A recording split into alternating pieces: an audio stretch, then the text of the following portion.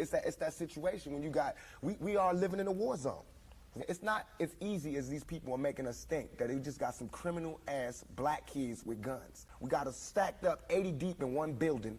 You know, by the time you get out your house, you strapped to protect yourself. Because you living in the same community that the police is carrying rifles and riot gear. Like, who do you think the police is using that against? So we fighting the same villains that they fight in the street. The generation before us forgot about the fight. Not only forgot about the fight, forgot about us. But at this level, all we're trying to do is unite. And right now, as a year, we got 1 million people that's listening. Now we can try to get them that way, and we might lose some. We might gain some, but we would never even have that audience. And the main thing for us to remember is that the same crime element that white people are scared of, black people are scared of. So we defend ourselves from the same crime element that they scared of. While they waiting for legislation to pass and everything, we next door to them, you know, because we up in the projects where it's 80 in the building. All them killers that they letting out, they right there in that building. Finally, I want to ask you about something that someone else asked you in the interview, and I thought the answer was interesting because I think it speaks to you and your generation a lot. Someone said, where do you see Tupac 10 years from now?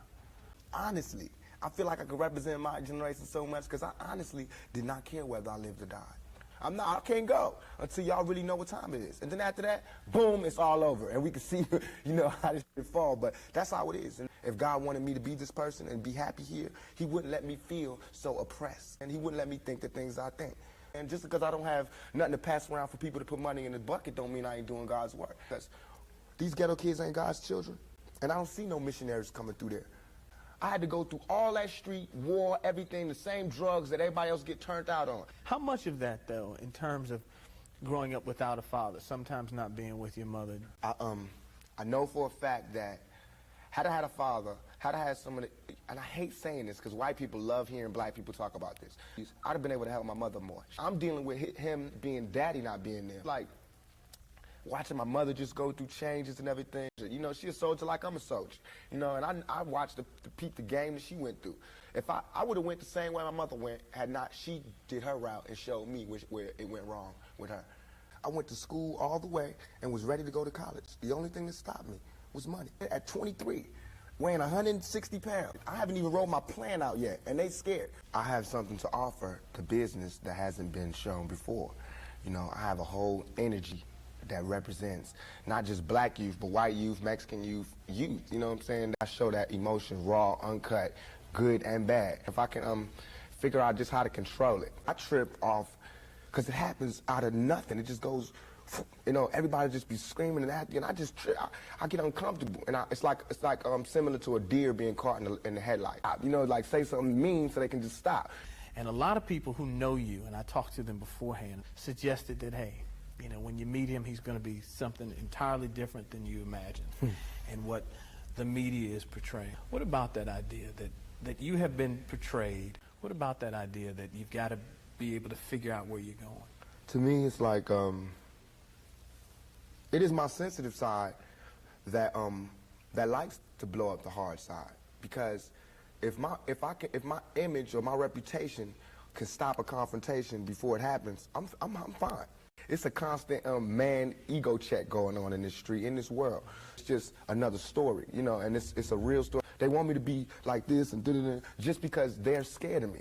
But I don't feel like that's my job, to humble myself, to show you that I'm not a threat. I believe that I have the ability to reason, I have logic, I have compassion, I have understanding about the places that we stay, where this is our home base. And instead of trying to assimilate and get a pass key to where they, the only reason I've had these problems is because I haven't left yet. And it comes from just society, the problems that we have.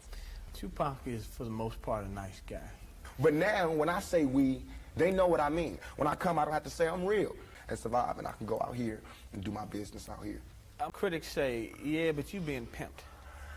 You're being pimped by the record executives who will allow you to do your thug life because it portrays a certain black. They've allowed you to push and make you platinum. But just like how a woman, anybody to be pimped, you know, it's like, it's not that you get pimped.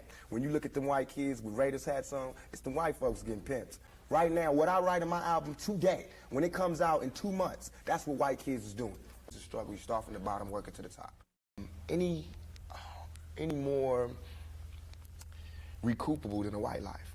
So therefore, For me to be out here saying, don't, you know, put your guns down and no violence. We bought the violence that we seen on the street, we put in our records for years. If we stopped talking about it, then they wouldn't take statistics. There's no real reason for you to carry a 9mm. In 2 years, I've had a gun pulled on me by my limo driver, by police, by everybody. You ain't read the papers about these skinheads. You know what I'm saying? They can come to my house and sit outside my house just like anybody else can. As far as his image, you know what I'm saying? Things ain't really changed that much. Nothing I ever say is meant to be something where innocent people get hurt. If somebody would have grabbed me, pulled me to the side and been like, look, 2Pac. You know what I'm saying? Because I'm standing up for what I do. Everything I do to represent my people. We killing each other because we killing ourselves. It's out of our control.